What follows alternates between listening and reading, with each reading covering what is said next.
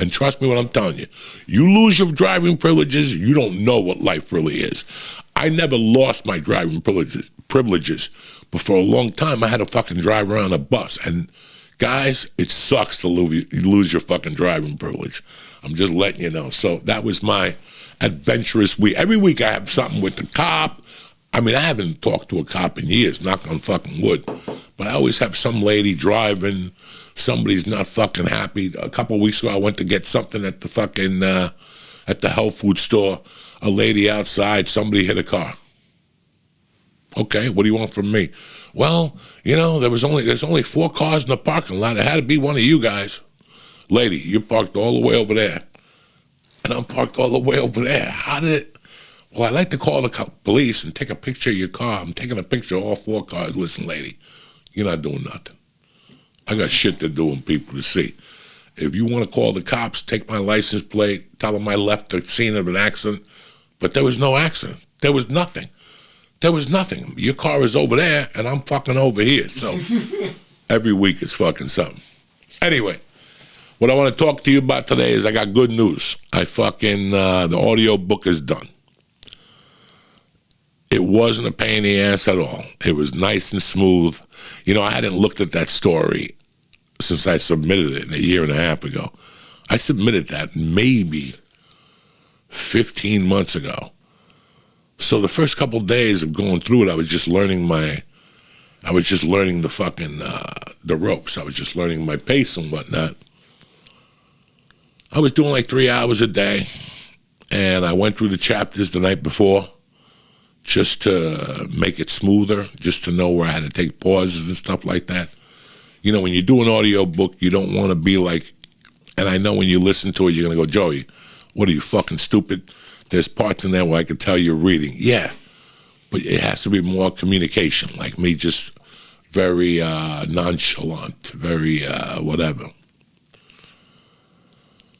And it was funny, you know, all the chapters were still intact. What I do have to say about the book is there's a couple stories you heard already, but the beauty of the book is it gives you the backstory to why that story is special and why I remembered that story.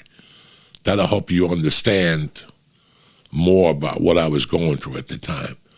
You know, the book is in 3 phases. It's my early life, life after my mother died, and then my comedy life, you know. So we get them together at one point. It's like kind of like Aerosmith's book I like. It's going to mix and it's going to confuse you, but once you read more, you'll understand what the fuck we're talking about. And I got to tell you, the chapters that were most fascinating to me, that I forgot about my life early, were my early childhood. There was a lot of shit that I looked at, and even though we went through it and stuff, I was like, wow. Since we wrote the book, I haven't really thought about that. Or maybe I hadn't thought about that since the thought came up to me that I had to put that in the book, you know? And there was one chapter that really stuck out with me in the last 2 weeks. I mean, all the chapters are good, and they're self-explanatory, and there's some funny stuff in there.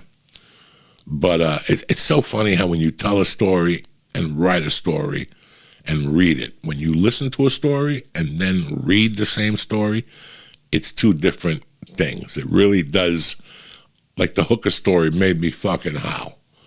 You know, even though I've lived that hooker story 1,000 times, reading it made me fucking howl, you know.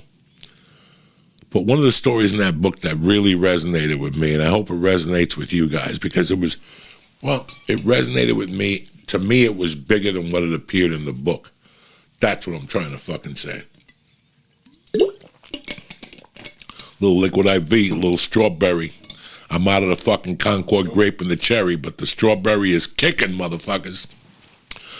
But there was, you know, my mother died. That's the big anchor in the story. But before my mother died, what made my mother's death even more sensationalized was, you know, in the 8th grade I played, in 78, I played, 25 fucking years ago. No, that's 22, and then 23, 45 fucking years ago. Interesting year, interesting, you know, I played for St. Michael's for 2 years. I had to take a bus back and forth. You know, we came back. You know, when you're in the 8th grade, it's just great to take a bus with your friends. And after that, you fucking get a slice of pizza, I don't know if we smoked pot then. Yeah, I think I did. But like every quarterly, like I smoked pot, you know. Wasn't like a daily fucking thing. And we would go to practice like twice a week, and it was a great team. Some of these guys are still around. I'm going to see these guys next Saturday night. Whitey and my friend Chucky and just a couple guys that I haven't seen, basketball friends. And a couple of us played together down there. Mike Hennessy from Emerson. He's working for the town now, North Bergen. The center for the Green Bay Packers, I forget what his name is, number 52, was in the 8th grade with us. He was out of Emerson High School. He played for St. Michael's also. We were a tight group of kids. Who knew? We were in the 8th grade. We just showed up and practiced. I remember we broke into the fucking Catholic diocese one night. We stole all the stickers for the booster that you had to sell for $1, and we got a fucking ear beating from the priest over there. It was just, you know, it was one of those kid memories that you look back on and you go, that was a lot of fucking fun. And they were cheerleaders, you know, and we were not sexually active. We were nothing.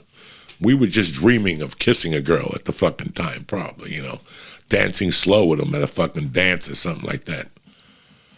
And, you know, I had met girls along the way, and we held hands and whatever. Who the fuck knows what happened? But I ended up meeting this cheerleader, you know, and I liked her even more because she wasn't from North Bergen. She was from Union City. She was just a nice, sweet Irish girl. Freckles, red hair, cuter than fuck, hung out. Her girlfriends were hotter than fuck. She hung out with a Cuban girl that was great and another Irish chick. And, you know, it would be like me and fucking... I forget these kids anymore, Hennessy, and we'd fucking, after practice, we'd always go around the corner to a pizza place in Union City and get some pizza, where now it's fucking Obama. That's the name of the grammar school or the middle school. It's like Obama. It's fucking beautiful. When I went down there to get a thing a couple of years ago, I had it was breathtaking of how much has changed down there, you know.